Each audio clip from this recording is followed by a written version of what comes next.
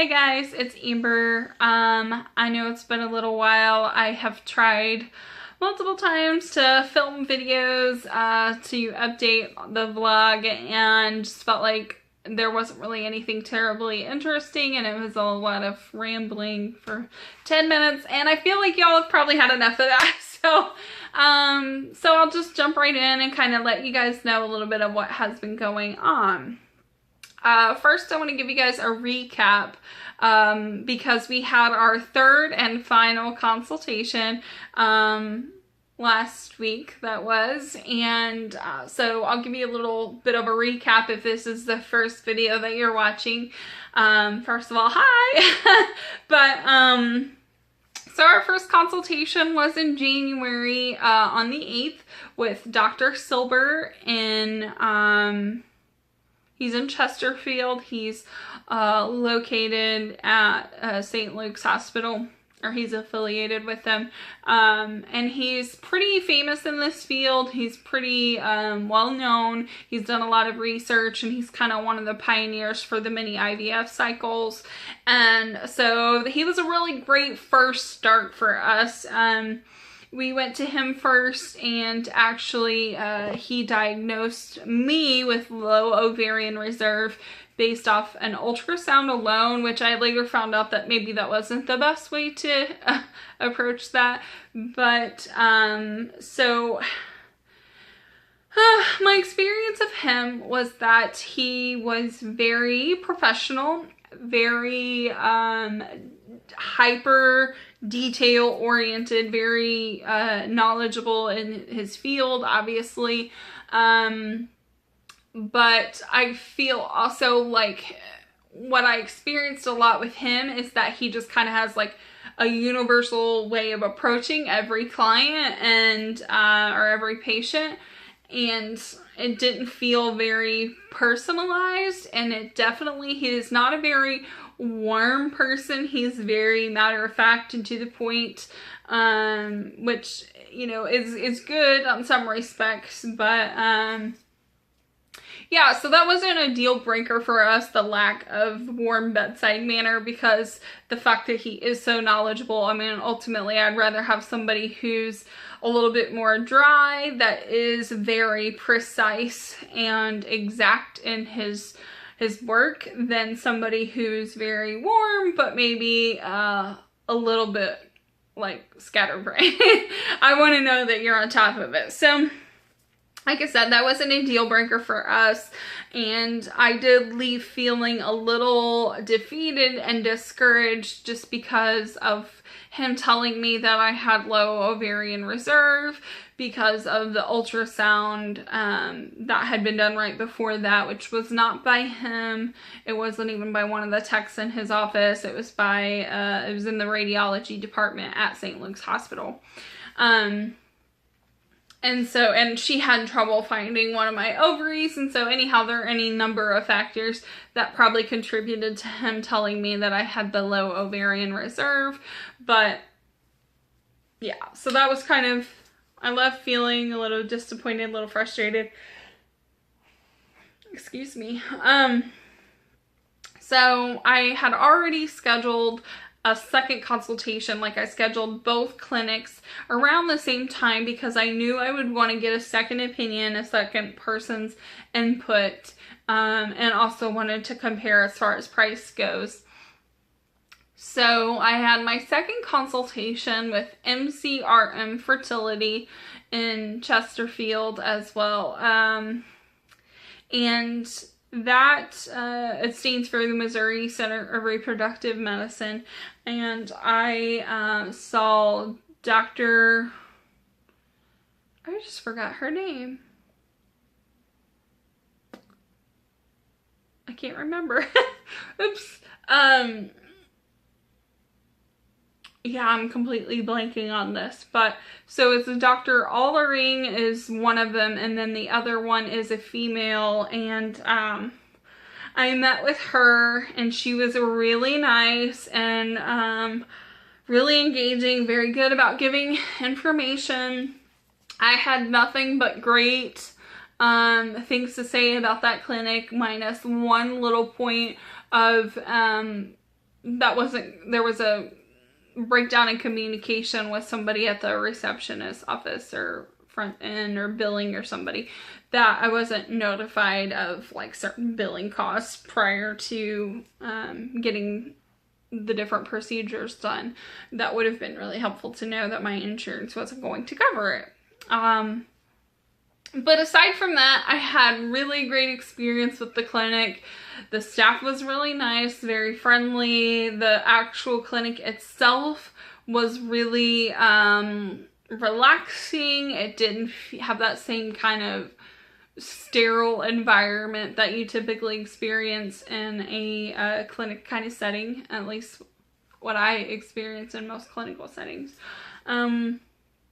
Yeah, it was everybody was super nice, and I really enjoyed my experience there, and even went back the following day because it was my day 3 of my cycle, the day after my consultation, so I timed it really well, and unintentionally, but so I went in for an an ultrasound and some blood work the following day after my consultation, and they actually discovered from the blood work and the ultrasound that I did not have low ovarian reserve. So I don't know where that inaccuracy came from Dr. Silber's office, but yeah, she was very surprised that he would diagnose me with that without looking at blood work and all of that stuff. So yeah, so I got clear on that. That was a relief. But the downside of that clinic was the price. Dr. Silber's office quoted us about $20,000. MCRM quoted us about $34,000, which there was a little bit of a difference as far as protocol goes. So it wasn't exactly apples to apples, but it still was going to be, quite a bit more. So we ended up deciding that we needed to continue looking at other options for clinics. Our third and final consultation was this past week. That was with CNY Fertility in Syracuse, New York. They also have a location in Albany and a couple other locations. But yeah, so my consultation was with Dr. Arroyo, and it went well. He was very friendly, very helpful. He listened to my concerns because we have the genetic testing stuff going on. So he gave me the contact information for the lab that they use for their genetic testing. And even went so far as to arrange a second conversation with me on the following Monday to touch base after I had a chance to talk to the people at the genetic testing lab. So yeah, so we have decided to go with CNY Fertility.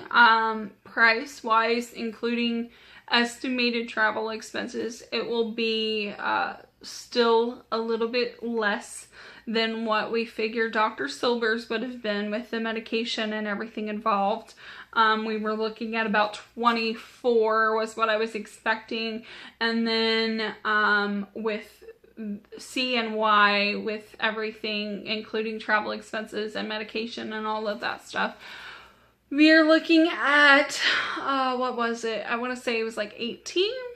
So that was really nice. I actually even spoke to somebody at the genetic testing place, and the PGD testing is a little less expensive than what we were expecting it to be based off of estimates at MCRM.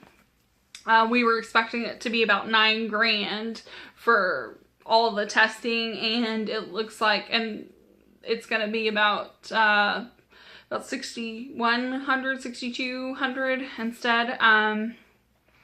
So that's nice. That we have picked a clinic. After talking to the genetic testing place, we were notified about how the process goes. So for those of you that are curious, the PGD testing is specifically to go in, and it stands for pre-implantation genetic diagnosis. So they're looking for a specific gene mutation, a specific disease to screen out from the embryos that are viable. The PGS testing we will also be doing, and that's the screening, and that is where they go in and they look for chromosomal abnormalities. So things like Down syndrome would be part of the PGS testing. That's the more popular option. PGD is just when like you're known carriers for certain things. Like a popular one that I see is oh my goodness, I'm having a memory lapse today. My brain's not working. But I want like I feel like it's a C word, and I want to say celiac, but I know that's not it. Anyhow, gosh, I hate when that happens. But anyhow, so yeah, that's what they're doing for us, is that we're gonna need to have the PGD testing because my husband has not one, but 2 genetic mutations that will need to be looked for when we send the embryos to be biopsied. So the gal that I spoke with at the lab, she said that we needed to get the genetic testing process first, the PGD, because they have to specifically make the probes and everything to look for these specific genetic mutations, and that's a more lengthy process than just PGS. So she said it can take about a month to 2 to get this ready, and so we would need to get that going well in advance. I am sorry. Before we start the stimulation medications for IVF. So that way when we get to the point of retrieval, everything is done on their end, and all they have to do is take the biopsies on day 5 and send them to the lab, and they can start processing them right away instead of having to hold them for, you know, a month or 2. Yeah. So the Dr. Arroyo, he sent the, it's Cooper Genomics, I think is what it's called. He sent them the order for the genetic testing stuff to get that ball rolling. So I should be hearing from them within the next week or so, and then we'll kind of know what the plan is with the genetic testing moving forward. We do have an expected tentative, of course, date for when we plan to start IVF. We are looking at the end of September or beginning of October, just depending on how my cycles fall. That's kind of the target date that we're aiming for. I'm really excited. I am just glad that we finally have picked a clinic, and that's one less thing to worry and stress over. Such a relief, really. And then I'm looking forward to just getting started with all of this. So when I have more information as far as like how the genetic testing is gonna work, like more detailed plan of that, I will definitely try and post another vlog, because one of the things I have seen is that PGD is not something that many people have done. One, it's expensive, so unless you really need it, most people, I imagine, just don't feel like the cost is justified, unless there's something serious that they're looking for. So, yeah, so there's not a whole lot of information, like really, I haven't seen a lot of people on Instagram or anything that have really been talking about the PGD. I've seen a couple on Instagram, but not a lot of like really specific details of what that has looked like for them. So I'm really going to try and kind of provide more thorough information on that stuff, because there is a void of that information, and I think that, you know, maybe that might be some help helpful for somebody that's in a situation like ours or something comparable. So yeah, so that's kind of the plan. But yeah, the other thing that has been news is that Jason and I have really really kicked it up a notch quite a bit, actually, as far as the eating healthy goes and working out. So we've been doing a healthier eating plan of sorts, not anything formal, but just really trying to monitor our calorie intake for the last couple of weeks. I think this is week 3, if I'm remembering correctly.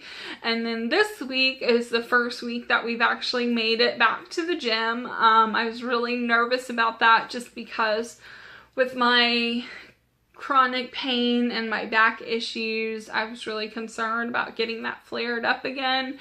But so far I've kind of been easing into it and it seems to be fine. So yeah, so between everything in the last few weeks and then also just kind of like haphazardly trying to watch what I ate for a couple of weeks, I have managed to lose like 11.5 pounds.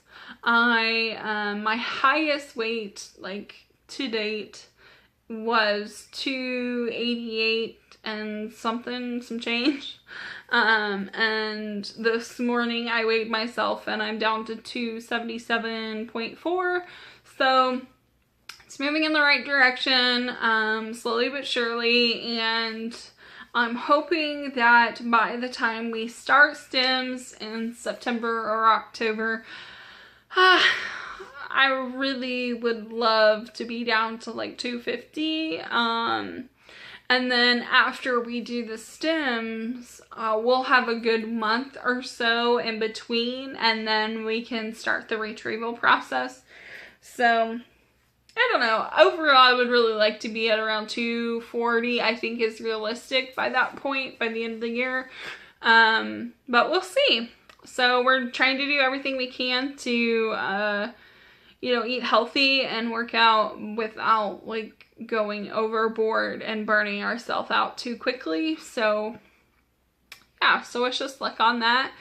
One last thing, I just want to give a shout out to the new subscribers. I've noticed there have been a couple that have subscribed in between videos here. So thanks for, you know, subscribing and sticking on through this long pause in videos, and I hope that this video was informative. I hope that you guys are enjoying these videos and getting something useful out of them. If nothing else, maybe just understanding more about the process, and that somebody else, if you're going through infertility, somebody else that's going through it too, and having that just to commiserate or whatever. So, yeah, so I'm going to go ahead and end this video before it gets any longer, but I hope that you guys are having a great week, and I'll catch you all later.